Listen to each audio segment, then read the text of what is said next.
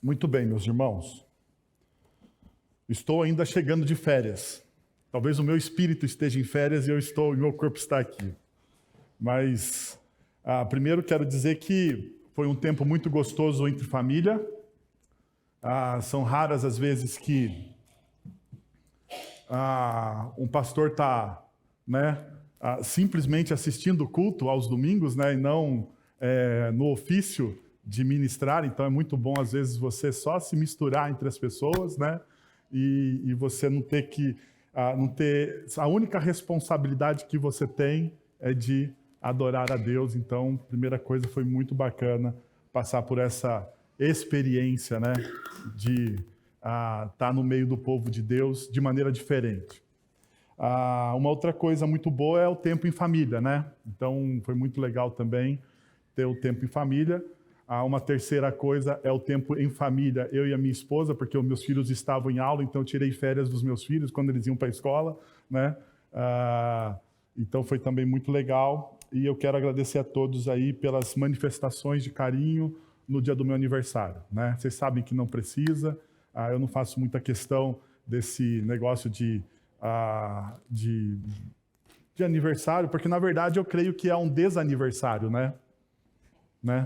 Toda vez que você completa mais um ano, mais perto da eternidade eu estou, Então, eu não sou muito afeito a essas comemorações.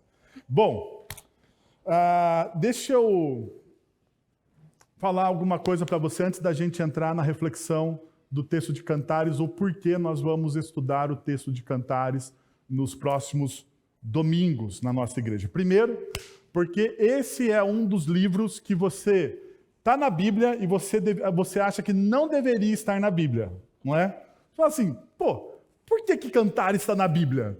Você deve pensar às vezes, porque ninguém lê Cantares, Você nunca viu uma liturgia, e numa liturgia tem o texto de Cantares. O texto de Cantares, male é usado às vezes em convite de casamento. Não é verdade? Convite de casamento, o cara pega lá o texto de que as muitas águas não apagarão o meu amor por você, e coloca lá como parte de do convite, da celebração do casamento. Então, se você está próximo a casar, com Cantares tem bons versículos para você colocar de maneira contextualizada no casamento. Uma outra coisa que eu pensei sobre por que nós devemos pregar Cantares em uma comunidade, apesar dos desafios de você pregar um livro poético, é que quando nós vamos tratar sobre o tema de família na igreja, nós usamos textos que não estão vinculados exegeticamente, teologicamente, à família ou ao casamento. Por exemplo, eu vou contar um pecado que eu faço em alguns casamentos que eu ministro, que eu tenho a oportunidade de celebrar. Quando eu celebro alguns casamentos, nem todos eu uso o texto, mas alguns eu uso. Eu uso o texto de 1 Coríntios capítulo 13, que é o texto sobre o amor. Talvez você conheça esse texto, O texto. Se você não conhece o texto, você deve conhecer a música que o Renato Russo fez, usando o texto Monte Castelo, fazendo uma intersecção com o poema de Cantares. Com o poema de Camões, sobre o amor. Mas esse texto não é sobre o amor romântico entre um homem e uma mulher. Esse texto é sobre comunidade. É sobre igreja. Paulo não está falando aos casais da igreja de Corinto. Não, Paulo está falando à igreja de Corinto. Eu sei que lá tem muitas linhas bonitas, poéticas, O Espírito Santo iluminou Paulo para escrever coisas maravilhosas e que devem e que podem ser aplicadas no contexto do casamento. Mas não é o texto primeiro sobre casamento. Não é sobre comunidade. É sobre amar o seu próximo como a si mesmo. É sobre compartilhar a vida. Então não é um texto primeiro sobre casamento. E daí vem a crise, a questão, porque o texto que Deus nos deu sobre casamento está onde? Cantares. Então, diante dessa crise teológica, porque é um texto difícil de estudo, de pregação, porque tem muitas analogias, tem muitas figuras de linguagem. Então você precisa gastar tempo estudando. Eu falei, não, a gente precisa na nossa comunidade estudar sobre cantares. Precisamos falar sobre casamento à luz do que as Sagradas Escrituras diz o que de fato é o casamento. Então não é achismos. É o que as Sagradas Escrituras dizem a respeito de um casamento. E daí vem para mim a minha terceira reflexão. Veja, muitas vezes, nós vamos falar sobre família e nós vamos trabalhar a educação dos filhos. Nós vamos trabalhar sobre questões financeiras. E nós reservamos talvez 1 ou 2 dias em uma série sobre família para falarmos sobre o quê? O casal. E aqui está uma das crises que talvez eu e pastor Guilherme e outros pastores presenciem, é que a instituição primeira da família é o casal. A instituição primeira de uma família, o alicerce de uma família é o casal. Daí, na minha compreensão lógica, se o casal não estiver bem, não adianta eu tratar efeitos colaterais do casal não estar bem. Então não adianta eu falar sobre educação de filhos, se o casal não está bem. Por quê? Porque os filhos vão refletir a forma com que o casal se relaciona. Não adianta eu vir aqui tratar sobre educação financeira. E na Bíblia existem muitos raros textos sobre educação financeira no lar. Podemos pescar um negócio aqui, outro ali, fazemos um malabarismo exegético para encaixar ali. No entanto, não adianta eu falar sobre educação financeira na família se o casal não está bem. Então perceba, qualquer outro tratamento que nós dermos sobre família, quando o casal não está bem, quando o casal não compartilha os mesmos ideais, as mesmas visões, os mesmos valores, a mesma missão, a mesma compreensão e cosmovisão de mundo, não adianta. Não adianta. Continuaremos, temos o quê? Problemas. Porque eu posso tratar os efeitos colaterais do casal não estar bem, mas a gente não tratou o quê? A razão primeira. Então isso é uma questão. Uma outra coisa que eu gostaria de deixar aqui já alinhado com vocês. É uma série sobre família, é uma série sobre casamento, mas é uma série para todos. Para todos. Todos. E por que para todos? Porque provavelmente no seu raio de influência você conhece, se você não está casado, se você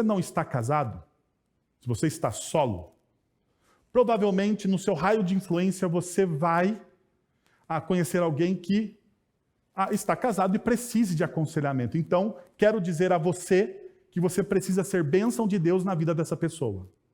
E você precisa conhecer o que Deus diz a respeito do quê? Do casamento. Você precisa saber. Daí você pode ter passado por um divórcio e você está falando assim, mas eu já passei por um divórcio, eu não quero mais experimentar esse negócio de casamento. Você não sabe, as coisas mudam. As coisas mudam. As coisas mudam. Eu lembro uma vez que um amigo meu, uma ovelha, um cara que eu cuidava na igreja, ele tinha passado pela experiência do divórcio, uma experiência traumática. É como se fosse amputada uma perna, uma parte da pessoa. E naqueles primeiros meses que se seguiram ao divórcio, ele falou, pastor, serei eunuco daqui para frente. Não quero mais saber de nada. Vou cuidar dos meus filhos, da minha vida, vou jogar meu futebol sem problema algum. Não vou saber. 6 meses depois ele estava namorando. Miserável. Então as coisas podem mudar. Então você precisa saber sobre o que nós vamos conversar aqui hoje. E também porque em Cristo Jesus todas as coisas são novas. Você terá a oportunidade de novas experiências e em Cristo Jesus Deus renova todas as coisas. Então fique tranquilo. Fique tranquilo. Agora você que é jovem e está aqui, jovenzinho, seja adolescente, pensando assim, o que eu vou fazer aqui? Esse cara vai falar sobre casamento, eu tenho 12 anos, mas é bom você aprender agora. Para você não cometer os erros dos nós aqui velhos, entendeu? É bom você aprender neste momento. Você jovenzinho. Você é um pouco mais jovem, já pensando assim, em casar. Precisa ouvir essa série. Precisa ouvir essa série. Porque quem sabe seja o momento de você apertar o eject do seu namoro. Porque é melhor apertar o eject durante o namoro do que depois, né? Vamos concordar. Vamos concordar. Então, se preparem para apertar o eject. Estou brincando. Bom, como vocês sabem, o texto que nós vamos trabalhar é o texto do livro de Cantares, ou aquilo que nós chamamos, dentro das nossas Sagradas Escrituras, o Cântico dos Cânticos. Esse texto, ele é um comentário divino, e você precisa entender isso. Ele é um comentário divino, um comentário do próprio Deus, sobre os fundamentos do texto sobre a criação do homem e da mulher. Gênesis capítulo 1, verso 27, Gênesis capítulo do homem e da mulher, Gênesis capítulo 2, verso 24.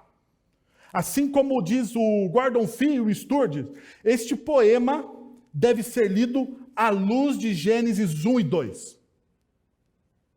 Então, o texto de Cantares é como se fosse a continuação do texto de Gênesis capítulo 1 e 2, ou melhor, um comentário sobre o que Deus faz em Gênesis capítulo 1 e 2, quando cria a humanidade, quando cria homem e mulher.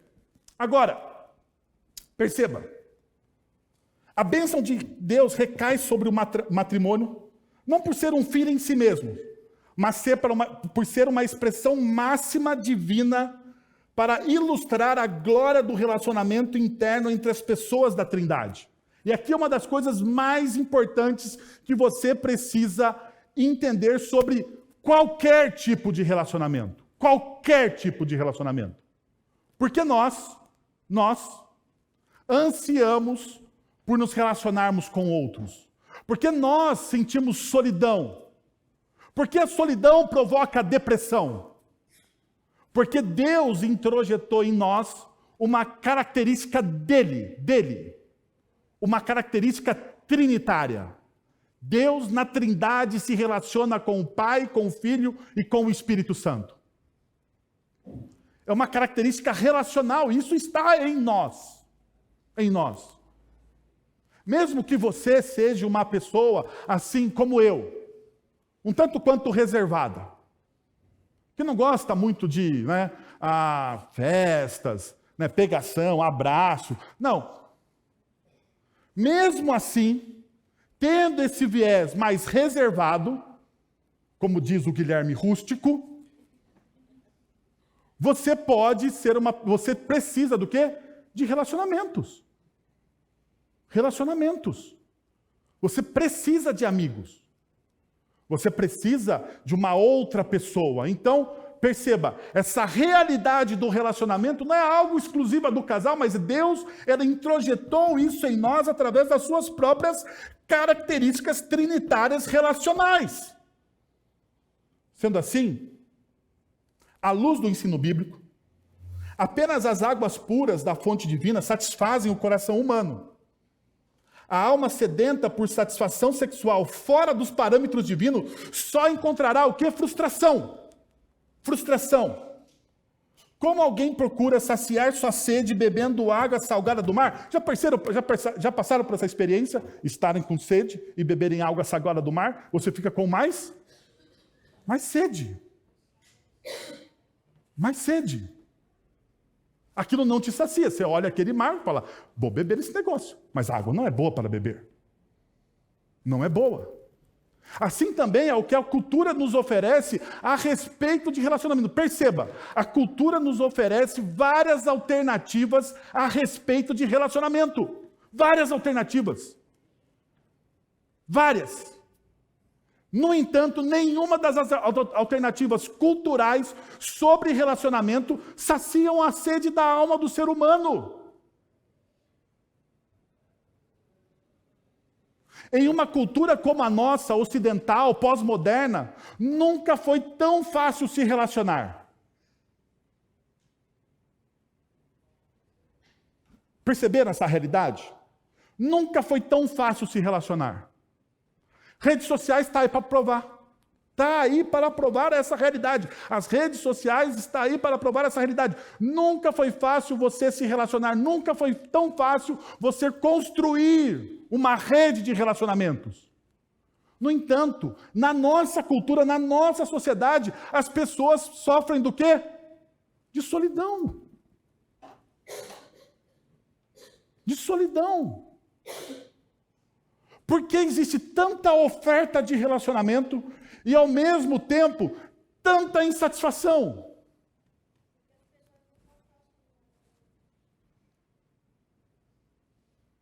Porque as pessoas não estão tão próximas umas das outras. É uma boa questão. No entanto, não é só uma questão de proximidade. É uma questão de como você se relaciona. De como você se relaciona. Às vezes você pode ter uma infinidade de amigos. No entanto, os relacionamentos são superficiais. Você pode estar numa roda, você pode estar hoje aqui nessa igreja, cercada por centenas de pessoas e mesmo assim, estar sozinho. Então a questão não é estar com, mas o como você se relaciona com essas pessoas. Ainda assim, pior. Você pode estar casado, compartilhar a vida com alguém e ainda assim estar o quê? Só.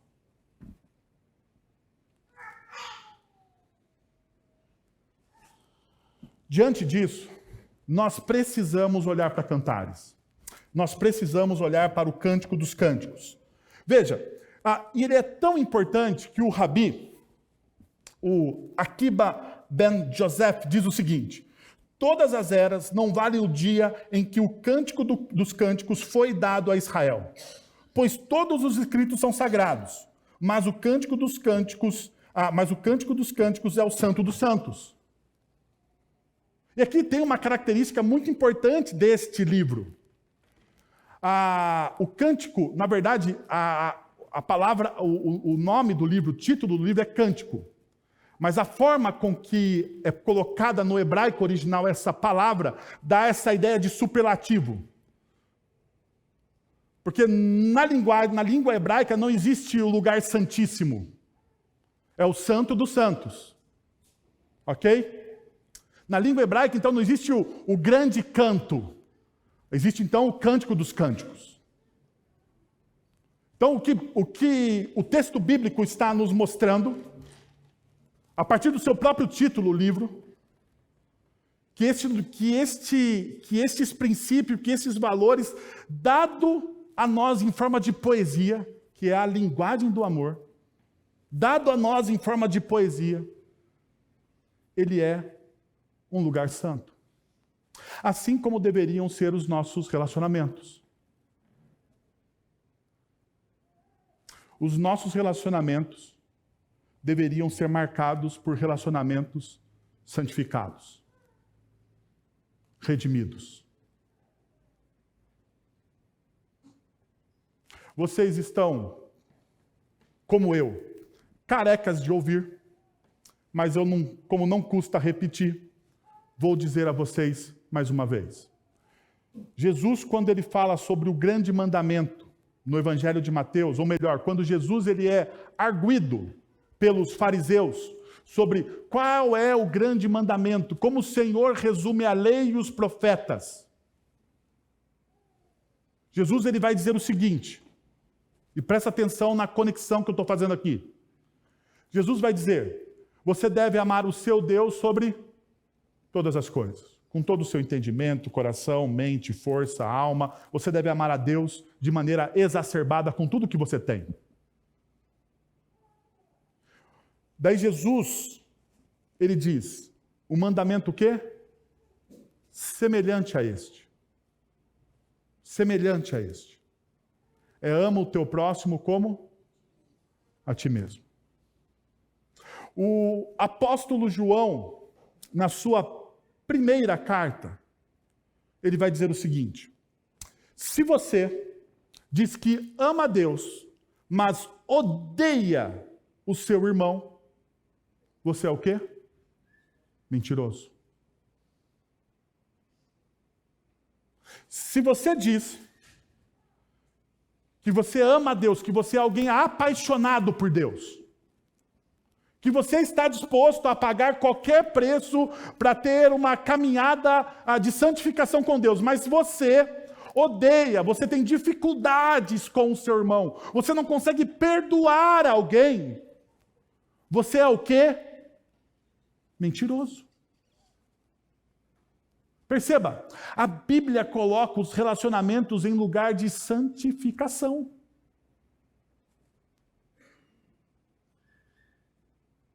Em santificação.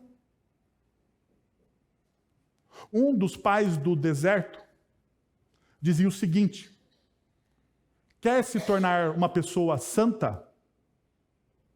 Viva de maneira isolada dos outros. É mais fácil ser santo. Não é verdade? Você não passa raiva.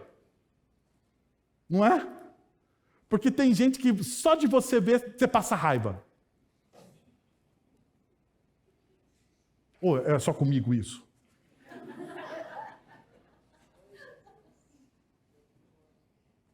Se é só comigo isso, então me perdoem, esse pobre pecador. Talvez seja as férias. As férias fez isso comigo. Mas veja uma coisa interessante que o texto continua, quais são algo interessante sobre o Cântico dos Cânticos. Deixa eu mostrar para vocês se situarem sobre o texto. O Cântico dos Cânticos é uma exuberante canção de amor composta por 8 capítulos e 117 versos. 8 capítulos e 117 versos, não é um dos maiores livros das Sagradas Escrituras. 8 capítulos e 117 versos. Uma outra realidade que nós vemos é o seguinte, Deus nunca é mencionado diretamente neste livro. Não.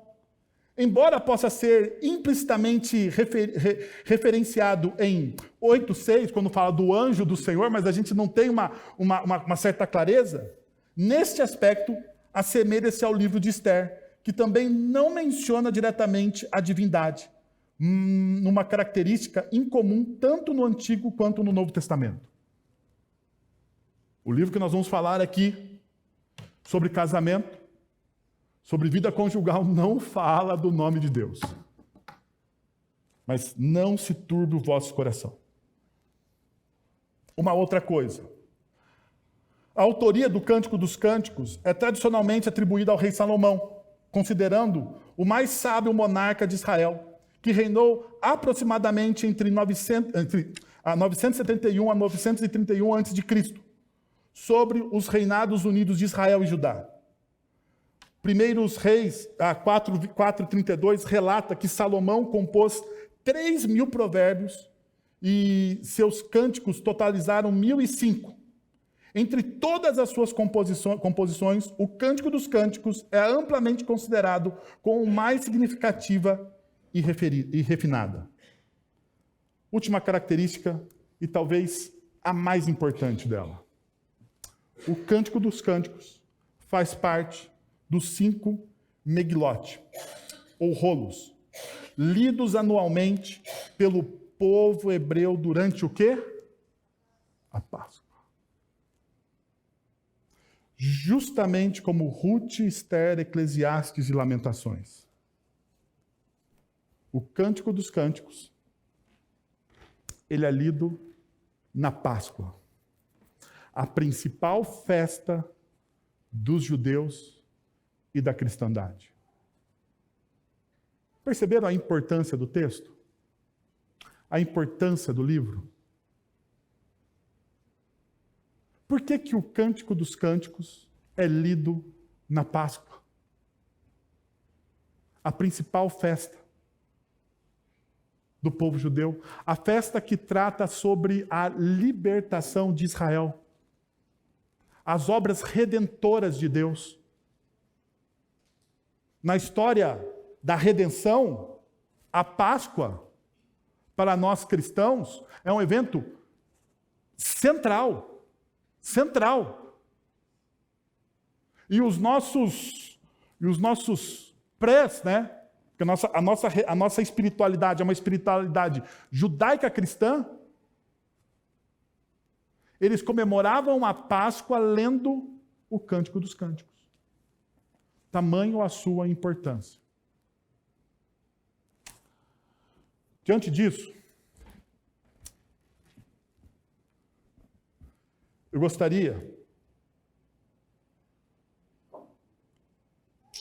de usar uma citação do Paige Patterson, que diz o seguinte: "Em um mundo inundado com os detritos de lares desfeitos, espíritos esmagados e sonhos frustrados, o povo de Deus precisa da mensagem de Cântico dos Cânticos como nunca antes.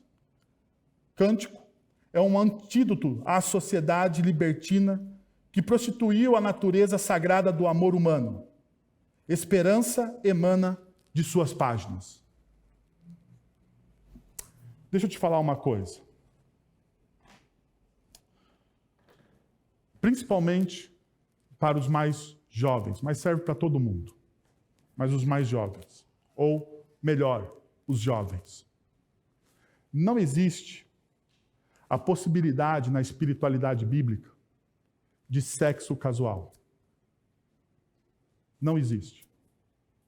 E a gente vai tratar sobre isso e vamos falar de sexualidade à luz das Sagradas Escrituras dentro dos nossos cultos públicos. E por que nós vamos fazer isso? Porque se nós não falarmos, o mundo vai falar aos nossos filhos. Se nós não ensinarmos, as séries de TVs, as novelas, as músicas populares vão tratar o amor entre o homem e uma mulher de maneira promíscua. Você já parou para pensar? Não sei se você já olhou séries, novelas e filmes. A maioria das nossas séries, não estou dizendo todos é um exagero, mas a maioria das nossas séries, das nossas novelas, dos nossos filmes e das nossas músicas, elas exaltam o adultério e a promiscuidade.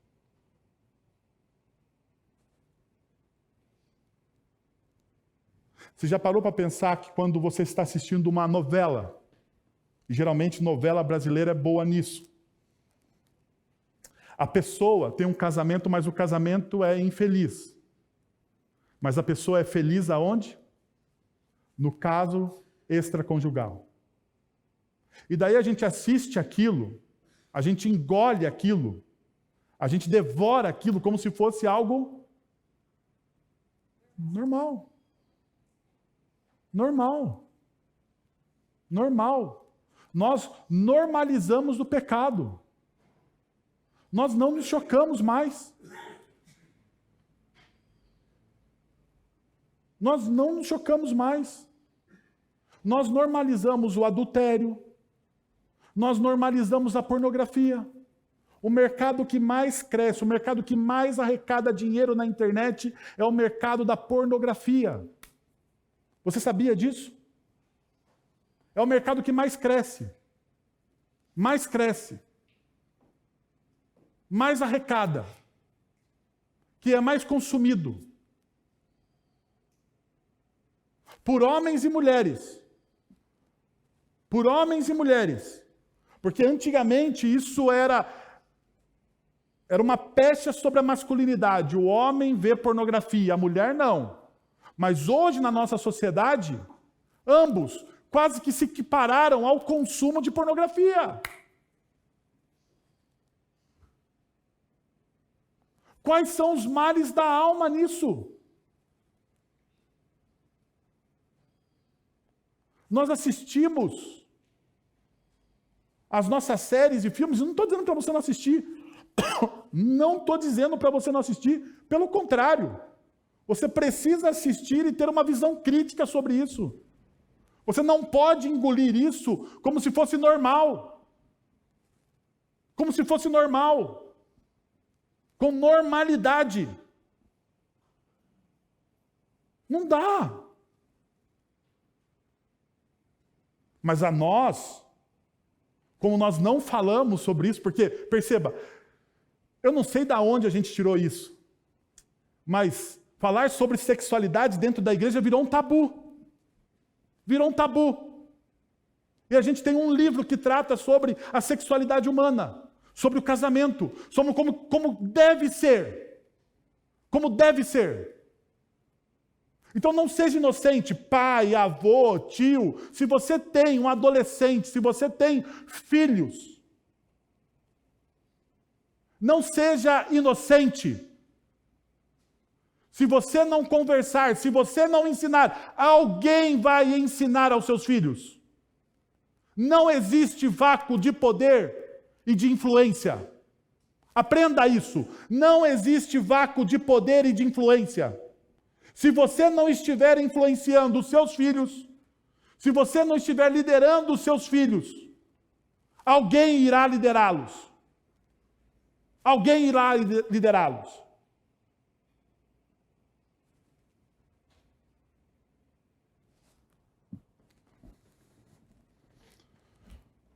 Vamos ao texto bíblico?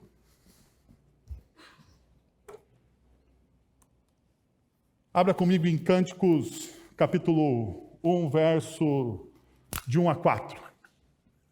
E nós vamos olhar o que esse texto tem para nós nessa manhã. Cântico dos Cânticos de Salomão. Se ele me beijasse, se a sua boca me cobrisse de beijos, sim, se as suas carícias são mais agradáveis que o vinho. A fragrância de seus perfumes é suave, o seu nome é como perfume derramado. Não é à toa que as jovens o amam. Levante-se, leva-me com você. Vamos depressa, leva-me. Leva-me, ó rei, para os seus aposentos. As amigas, mulheres de Jerusalém. Estamos alegres e felizes por sua causa. Celebramos o seu amor mais do que o vinho. E só por aqui, até então. Você precisa se lembrar de uma coisa antes da gente entrar nos princípios e valores. Nós estamos estudando um texto sobre sabedoria.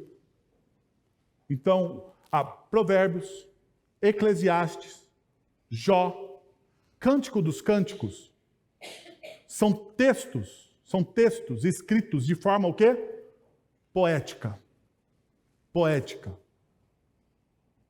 Sendo assim, existem figuras de linguagem, existem imagens. Você não pode, não deve pegar um texto poético com figuras de linguagem, com imagens e transformá-los em um texto literal. Você não faz isso em poemas que a nossa cultura escreve. Assim também você não deve fazer também no texto bíblico. Porque existem o quê? Primeiro, existem questões, e a gente vai ver isso mais para frente, né? Os elogios que Salomão tece a Sulamita, né? Dizendo que os cabelos dela são como as crinas das éguas de Faraó. Para a nossa cultura não faz o mínimo sentido. Imagina você chegar à noite, a sua esposa se produziu, vocês vão sair para um jantar e você fala assim: olha, meu amor, os seus cabelos estão tão lisos quanto as crinas das éguas de Faraó. Ou você olhar para sua esposa e dizer assim, nossa, mas os seus olhos são como as das pombas. Não faz o mínimo sentido para a nossa cultura. Né? Não faz. Não faz. Sendo assim, você precisa entender o quê? As imagens evocadas no texto. Porque existe uma diferença cultural. No entanto, essa diferença cultural não apaga a revelação bíblica para os nossos dias, para os nossos corações.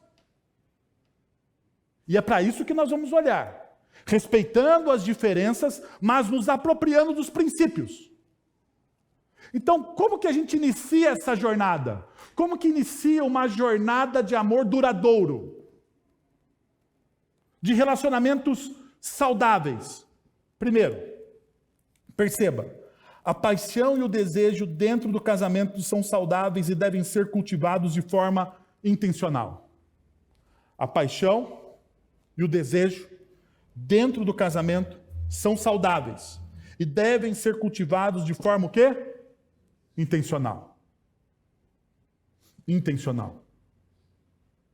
Não espere você que o seu casamento tenha longevidade se você não for intencional nas suas atitudes. Você precisa ser intencional nas suas atitudes. Todo bom relacionamento construído à luz da palavra de Deus tem intencionalidade. Porque o próprio Deus, ele teve intencionalidade com a gente. Perceba, um dos textos mais famosos das Sagradas Escrituras demonstra a intencionalidade de Deus nos amando, nos buscando. João capítulo 3, verso de número 16. Como que diz o texto? Se você é um crente bom, vamos ver. E Deus...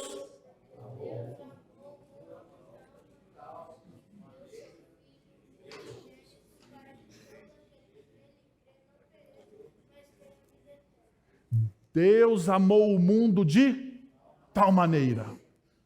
Deus amou o mundo de tal maneira. Como que Deus ama o mundo? Ele dá o seu filho, ele envia o seu filho. Existe intencionalidade aqui? Não é aleatório. O amor nas Sagradas Escrituras não é essa paixão fugaz que a gente vê na nossa cultura. Não são arroubos de elogios. Não! O amor nas Sagradas Escrituras, ele é construído tijolo por tijolo. Ele é um edifício. E Deus, ele ergue esse edifício, a sua igreja, enviando o seu filho para nos amar de maneira intencional. Sendo assim, se Deus é intencional no seu amor, por que você, cara pálida, acha que você precisa ser diferente disso? Se Deus que é Deus, que não precisa do seu amor, porque Ele em si se satisfaz, para demonstrar o seu amor, Ele é intencional. Por que você acha que você precisa receber toda a atenção do mundo e você não deve ter intencionalidade para com o outro? Porque veja, a nossa cultura é uma cultura do que as pessoas venham até mim. A nossa cultura é a cultura do eu me satisfaço. Não é? Venham e satisfaçam as minhas vontades. Nós mudamos a oração do Pai Nosso na nossa cultura. Porque a oração do Pai Nosso diz que nós devemos nos submeter à vontade de Deus. Não é isso que a oração do Pai Nosso nos ensina? Seja feita a tua vontade, mas a nossa cultura mudou. Seja feita o quê? A nossa vontade, a minha vontade. Nem a nossa, a gente não usa nem o plural, a gente usa o singular, é a minha vontade, porque é a vontade do outro que se dane, que se exploda, porque o importante é a minha vontade.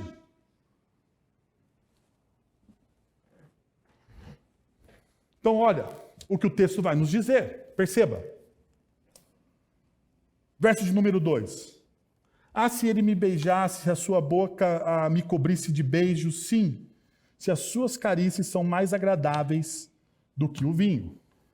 O verso de número 2, ela, Sulamita, expressa o desejo intenso de ser beijada pelo amado. A palavra amor aqui, se você perceber, na NVI não usa, mas tanto na revista atualizada, se você está olhando na revista atualizada, como na nova Almeida, ele diz, porque o seu amor é melhor do que o vinho. Em ambas as outras, em outras traduções, diz a mesma coisa. Carícias aqui, que a NVI traduz, o amor, como que a NVI traduz como carícias, está traduzido de maneira equivocada. A melhor tradução é a tradução tradicional que diz, porque o seu amor é melhor do que o vinho. Perceba, a palavra amor e os seus derivados ocorrem mais vezes em Cânticos do Cântico do que em qualquer outro livro do Antigo Testamento. São 39 alusões, 61 ocorrências. Tende a descrever a intimidade de amor, frequentemente satisfeita, manifestada em carícias físicas. Uma leitura que encara o livro como um poema linear, e aqui nós estamos, perceba, não faço a leitura de Cântico dos Cânticos como uma coleção de poemas. Para mim, na minha perspectiva teológica, o texto de Cântico dos Cânticos é uma jornada. É uma jornada. Existe uma leitura, uma forma de você lê-lo de maneira linear. Compreende o desejo da noiva por manifestações físicas de carinho, com uma tensão de já, ainda não, do relacionamento romântico. O desejo já existe, mas ainda não pode ser consumado.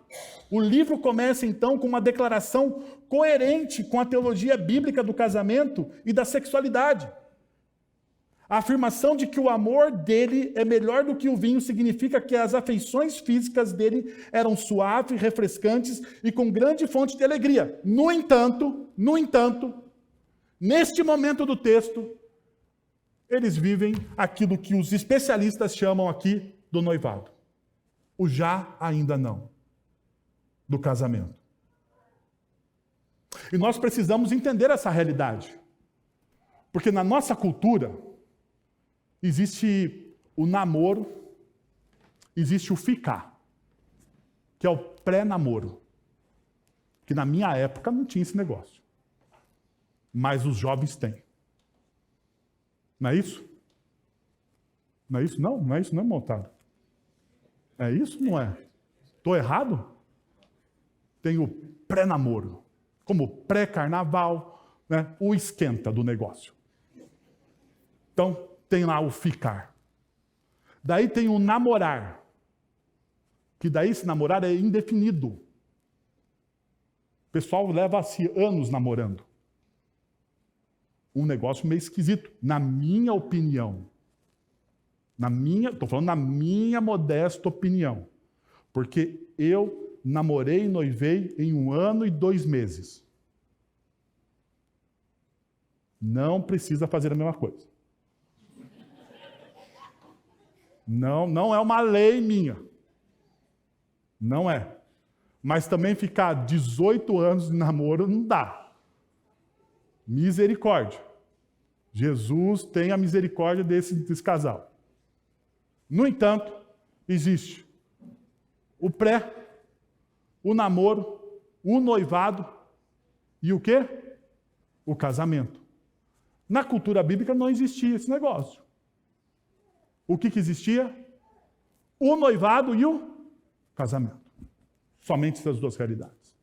Eu já falei para minha filha, de 2 anos, que é a realidade bíblica na vida dela. Já falei para ela, olhei nos olhos delas essa semana, falei, Bia, se segura, porque na sua vida não existe esquenta, não existe namoro, existe noivado e casamento. E eu falei, amém? Ela concordou, falou, amém. Então, estamos juntos, minha filha. Tá vendo? Você tem que começar desde cedo, gente. Você pensa o quê? Mas perceba essa realidade.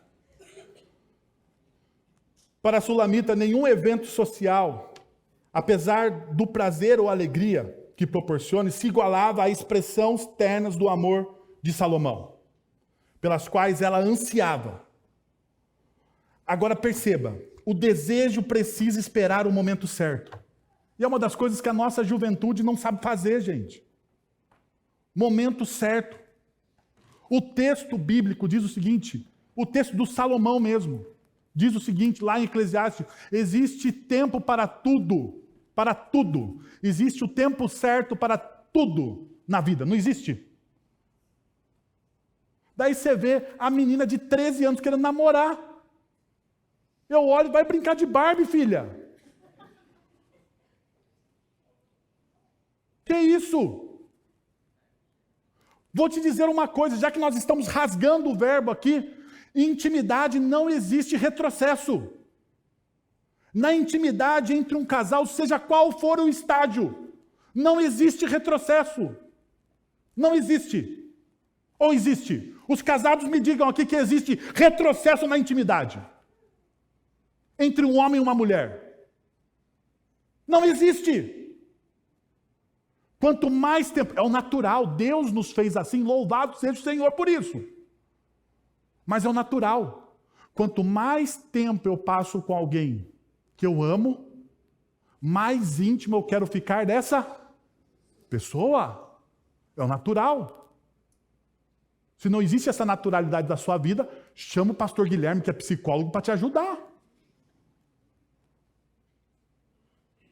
É a naturalidade do ser humano.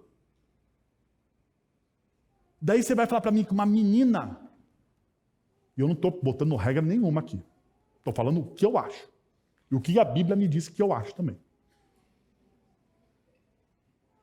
Uma menina de 13 anos vai namorar alguém por quanto tempo?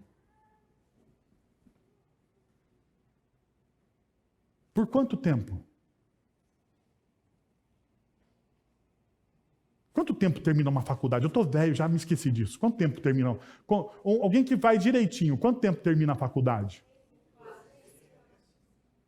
Depende do curso? Bia, que você está fazendo medicina, termina com quanto? Quanto?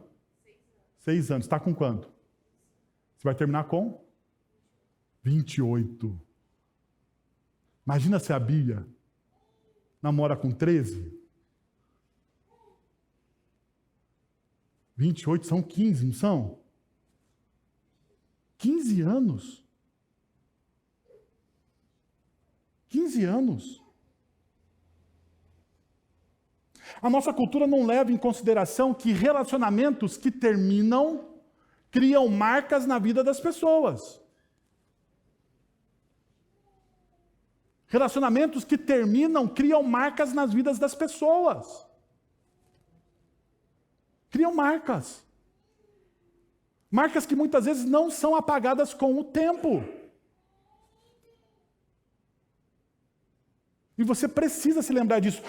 Perceba, essa é uma realidade que Paulo vai dizer que esse lugar, que o desejo deve ser vivenciado no momento certo, na hora certa, com paciência, com pureza. Eles precisam dessas características dentro desse relacionamento. Sendo assim, Paulo vai dizer em 1 Tessalonicenses capítulo 4, versos de 8 a 3, o seguinte: a vontade de Deus é que vocês sejam santificados, abstenham-se da imoralidade sexual, cada um saiba controlar o seu próprio corpo de maneira santa e honrosa, não dominado pela paixão de desejos desenfreados, como os pagãos que desconhecem a Deus.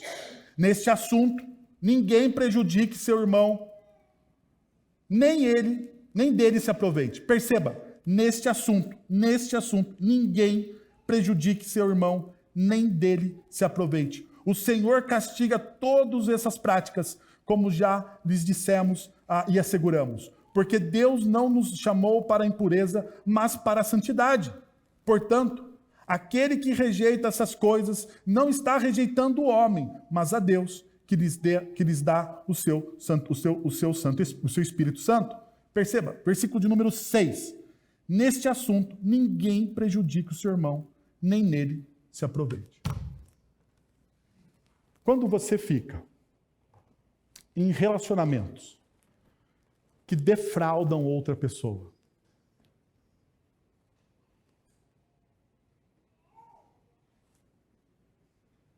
Relacionamentos que defraudam outra pessoa.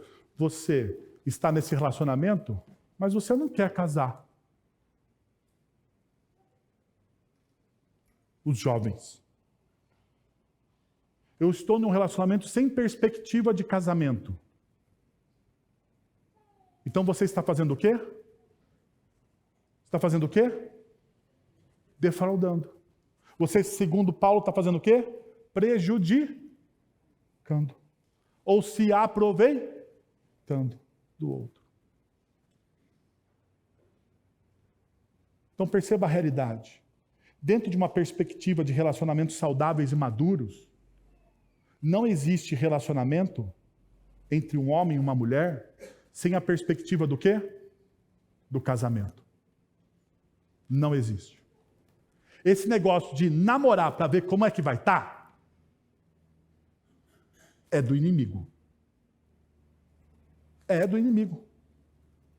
Esse negócio de namorar a Zeca Pagodinho, deixa a vida me levar, a vida leva eu, não é de Deus. Não é de Deus. E você precisa saber disso. Você precisa ter essa perspectiva. Porque perceba, o texto bíblico trabalha com o compromisso e com a intencionalidade entre o casal. Se você está namorando, você precisa namorar com a perspectiva de que você vai o quê? Casar. Agora, se você está casado já, você também precisa entender isso. Você também precisa viver essa realidade. Porque você também pode defraudar a pessoa com quem você está. Você pode prejudicar a pessoa com quem você está emocionalmente quando as suas atitudes não são de intencionalidade para com as outras pessoas.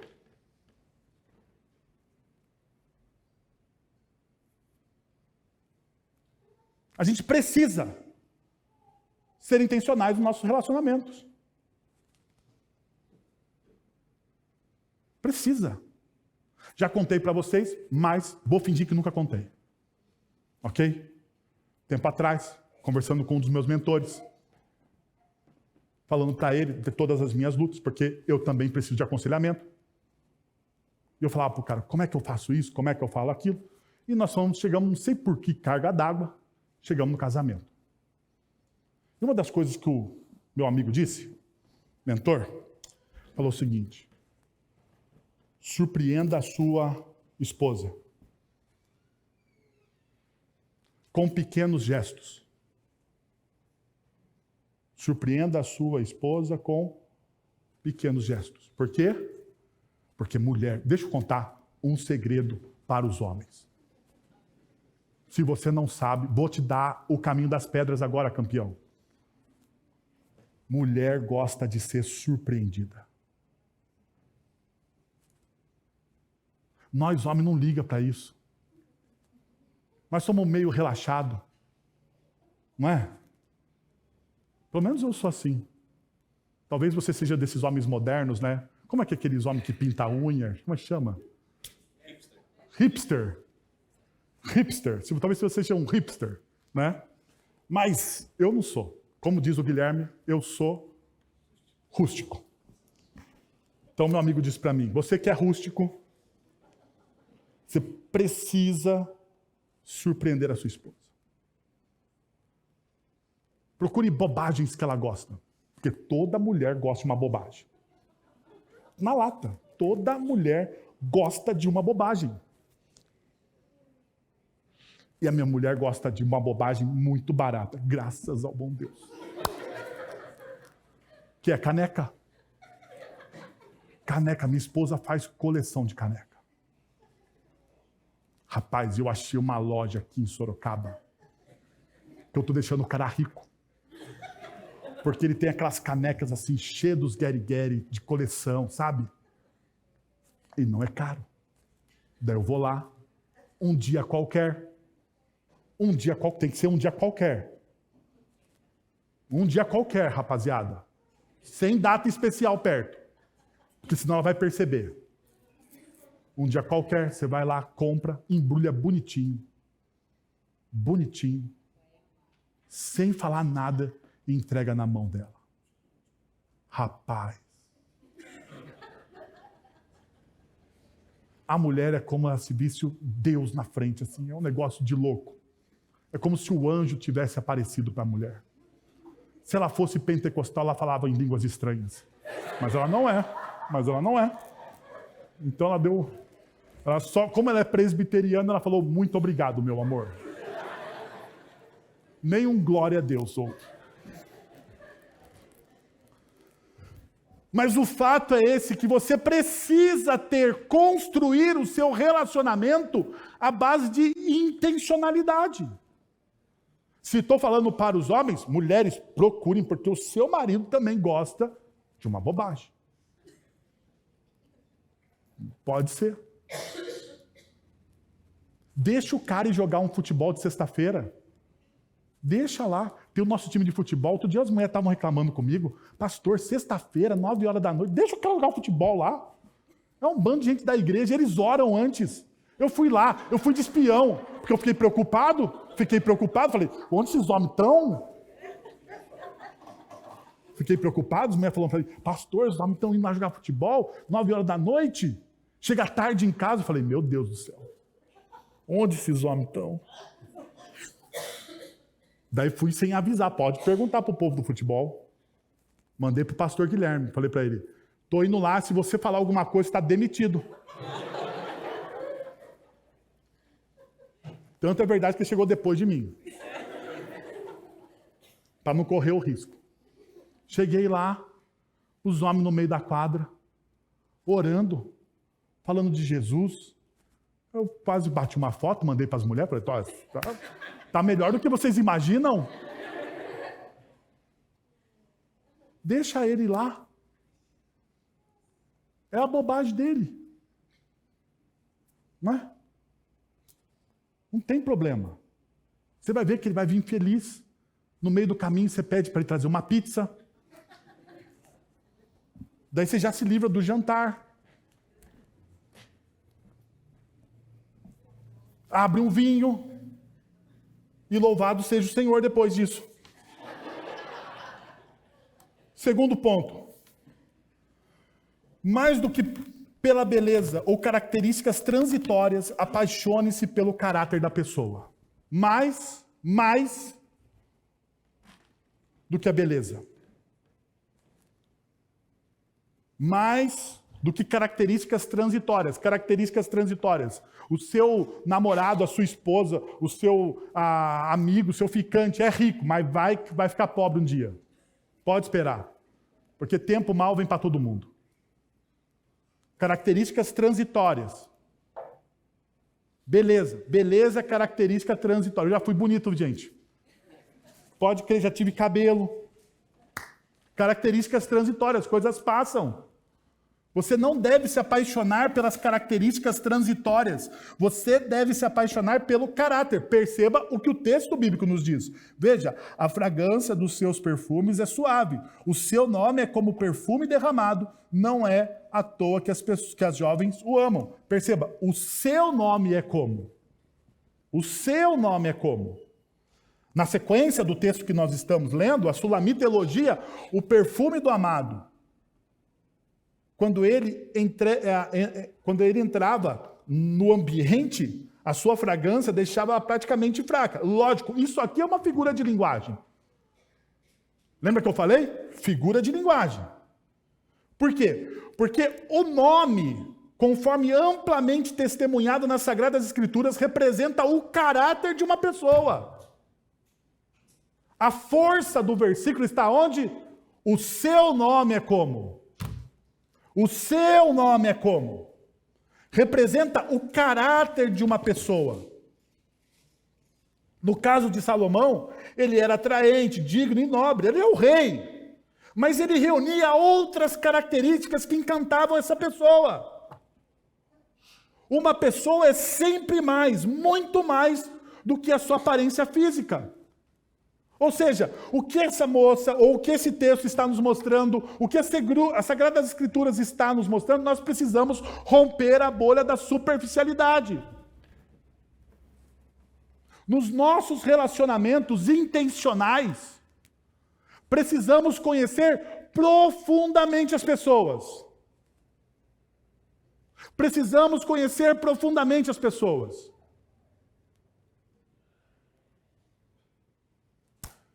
Gente, isso é tão sério que eu não me canso, nem eu e nem pastor Guilherme, de recebermos casais no nosso gabinete, dizendo: pastor, eu não conhecia com quem eu me casei. Isso é sério, gente. Nós ficamos vivendo na superficialidade.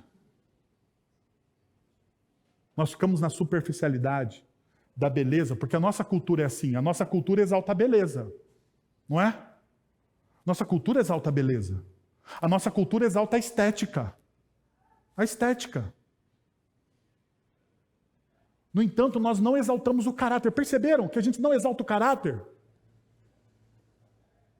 Nós nos aproximamos de uma pessoa, ou nós rejeitamos uma pessoa pela aparência dela, antes mesmo de conhecer o caráter de alguém. Nós fazemos isso não só nos nossos relacionamentos amorosos, nós fazemos isso nos nossos relacionamentos interpessoais. Nós nos aproximamos de alguém pela sua aparência. Aparência. Mas nós não nos aproximamos de alguém pelo seu caráter. Mas o que é mais importante? O que é mais importante? O caráter de uma pessoa ou a aparência daquela pessoa? O que é duradouro? O que de fato é valioso? O que de fato é valioso? O caráter de uma pessoa ou a sua aparência? O caráter. E o texto está nos mostrando que, apesar de ser o rei, apesar de ser belo, apesar de ser nobre, o caráter conta muito mais. O seu nome ele é conhecido, porque a ideia desse, o seu nome ele é conhecido pelas suas virtudes. Porque perceba, a superficialidade nós valorizamos em determinados momentos. Mas ela se esvai. Ela se esvai. Ela se esvai. Porque o que sustenta o nome de uma pessoa é o quê? É o caráter. É o caráter. Então deixa eu te perguntar uma coisa. Você que é casado, você se apaixonou pelo quê? Na pessoa com que você se casou?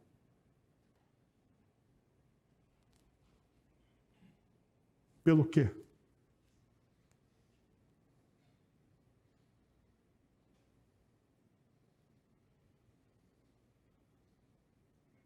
Pelo quê? Não sei se vocês sabem, mas eu vou contar aqui os meus pecados para vocês.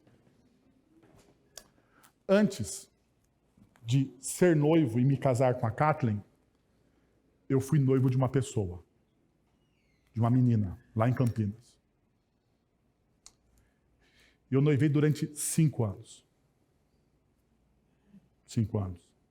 Por isso que depois eu fui rápido. Porque você aprende com os seus erros, mané.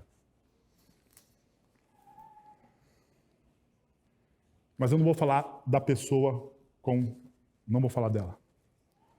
Mas uma das coisas que quando eu falei, vou casar com a Kathleen, foi por uma característica. Ela é maravilhosa, linda. Mas tem uma que sobrepõe a beleza dela. A Kathleen é uma pessoa simples.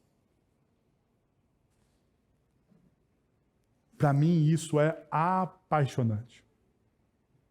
Apaixonante. A Kathleen é uma pessoa simples. Ela tem outras virtudes, mas o que me chamou a atenção? Além da beleza. Porque a beleza não é tudo. Um dia se vai. No entanto, a simplicidade da minha esposa vai o quê? Com o tempo e com a ajuda do Espírito Santo, ela vai melhorar. Ela será melhor. É assim, gente. Deixa eu te perguntar então de novo. Pelo que você se apaixonou na pessoa com quem você vive? Deixa eu perguntar para você que está aí namorando, enrolando no esquema. Qual é a característica da pessoa que você está namorando, enrolando aí já há um tempo? Em nome de Jesus, desencalha.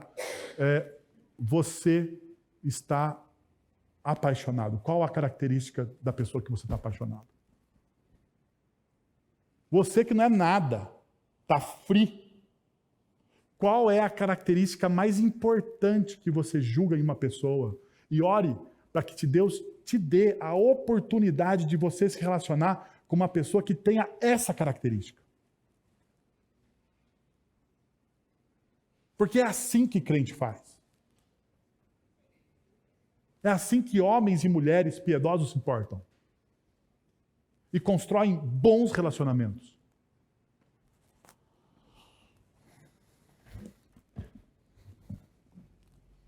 Por último, porque todo mundo quer ir para o almoço aqui, todo relacionamento precisa de tempo e oportunidade para amadurecer.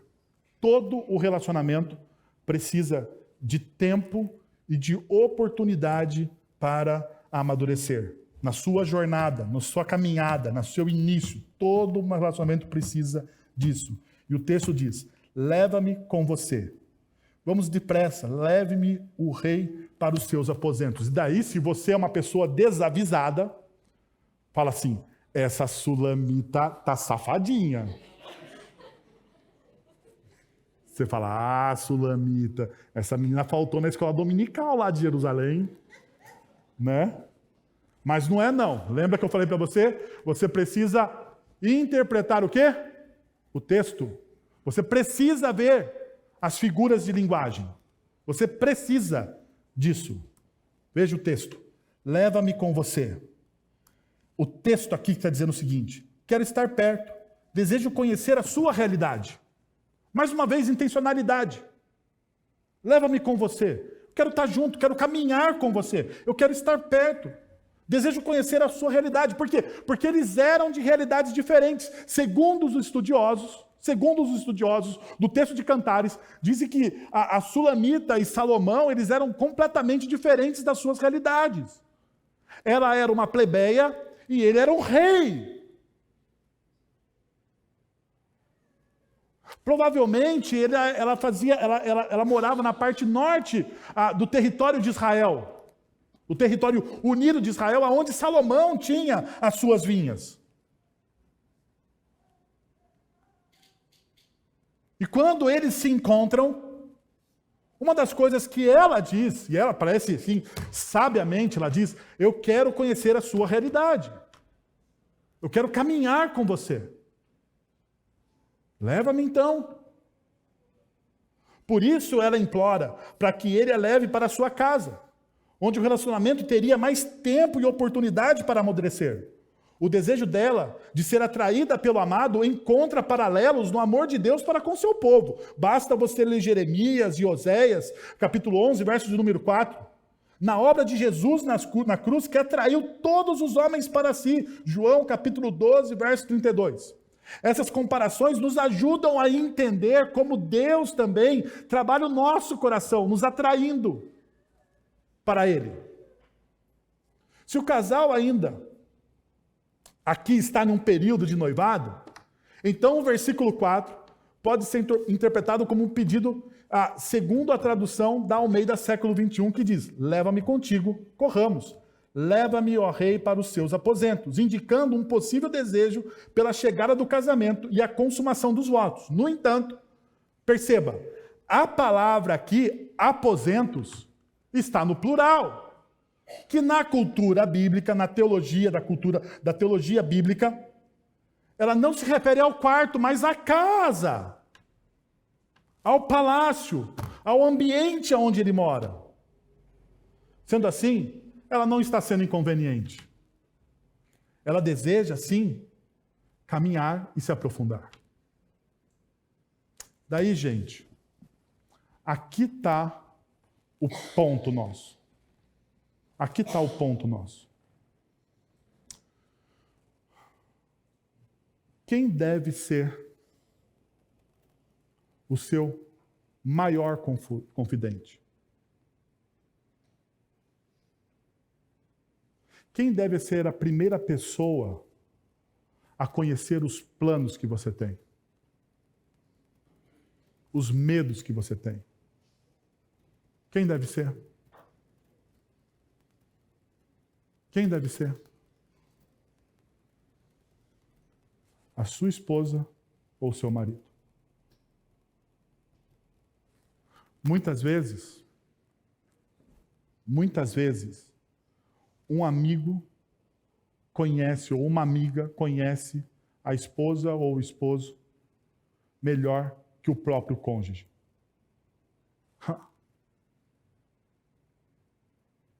Não é assim, meus irmãos. Quem é a pessoa que deve conhecer as suas vulnerabilidades? Quem é a pessoa que deve conhecer os seus pecados?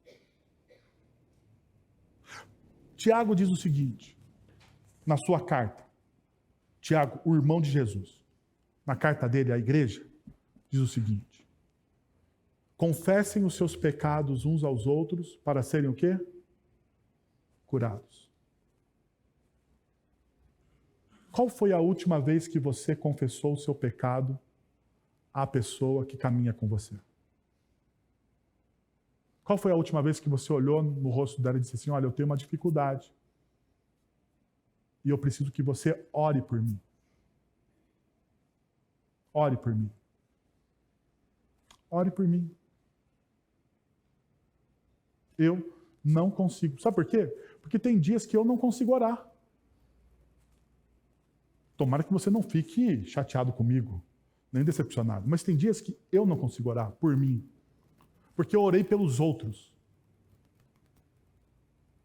Passo, às vezes, vejo o pastor Guilherme aqui. A gente passa o dia em aconselhamento, o dia em visita. Orando, conversando, ouvindo. E a gente chega em casa, sabe com o quê? Com vontade de nem ler a Bíblia. Estou abrindo meu coração para vocês.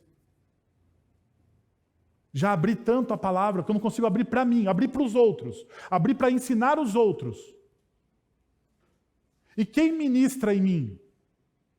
Quem ministra para mim? Quem ora comigo quando eu não consigo orar? Kathleen Lúcia. Eu tenho certeza que eu estou de pé ainda por causa da minha esposa. Não tenho dúvidas disso. Minha esposa conhece as minhas fraquezas.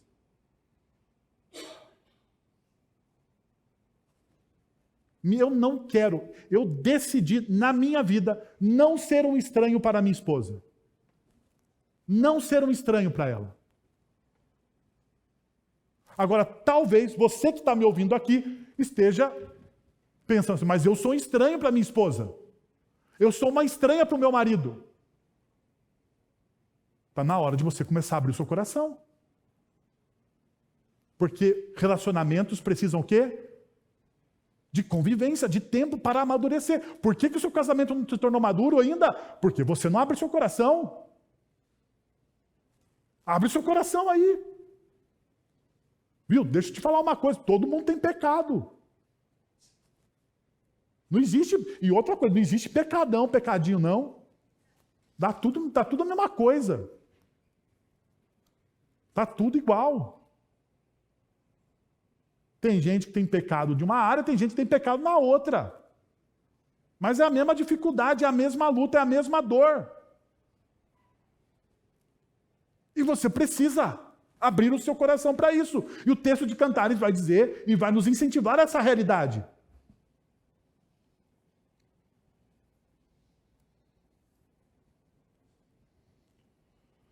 Diante disso, quero convidar você a 3 movimentos nessa manhã. Primeiro, a atração entre o casal deve ir além do físico e se basear no caráter de ambos, pois construir um relacionamento apenas na aparência física leva ao fracasso. O seu relacionamento com a pessoa com quem você está tem que ir além. Tem que ir além. Além. Além. Segundo, é importante que o casal se conheça o máximo possível, adotando uma atitude intencional de conhecer um ao outro, permitindo-se ser conhecido. Permita-se ser conhecido. Quebra essa imagem de reizinho perfeito aí. Quebra essa imagem. Essa imagem aí é soberba. É soberba e soberba na Bíblia é pecado. Então larga a mão de ser soberbo, se torne uma pessoa humilde e abra o seu coração para alguém.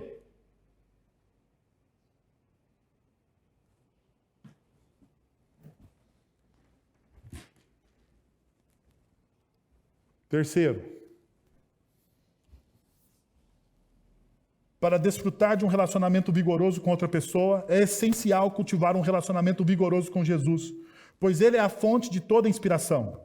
Nele, nossas almas cansadas encontram força para recomeçar, perdoar e cultivar o quê? Humildade.